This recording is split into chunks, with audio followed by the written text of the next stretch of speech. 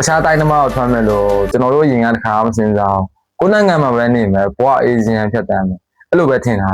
ဒါပေမဲ့လည်းဘဝတနေ့မှမထင်တာပဲနဲ့ကျွန်တော်တို့လူငယ်တွေအများစုကိုအဲ့ဒီလမ်းခေါ်သွားခဲ့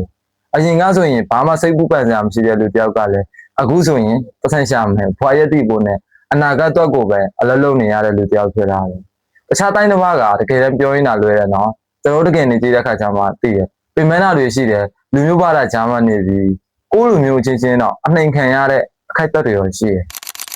ဒါပေမဲ့ငါစိတ်ထဲကြလို့မရအောင်မပြိုလဲလို့မရအောင်အဲ့လိုပြန်စဉ်းစားလိုက်တိုင်းငါတလောက်တော့ကြော်ဖြတ်လာပြီပဲအိတ်စိတ်နဲ့ပဲထပ်ပြီးပြန်ထားခဲ့တယ်အရွယ်ရောက်လာလို့ပဲလားဒါမှမဟုတ်ရင်းကျက်လာလို့ပဲလားမသိဘူးဘယ်လိုပတ်စံမများပို့ရှာရမလဲဘယ်လိုပူကောက်အောင်လုပ်ရမလဲအဲ့လိုမျိုးပဲစဉ်းစားနေခဲ့တာတစ်ချိန်ချိန်မှာလူတယောက်ကအိမ်မက်တွေတက်ပဲကြိုးစားနေရတယ်လို့ကိုလည်းမပြိုလဲအောင်ထိန်းထားနေရတယ်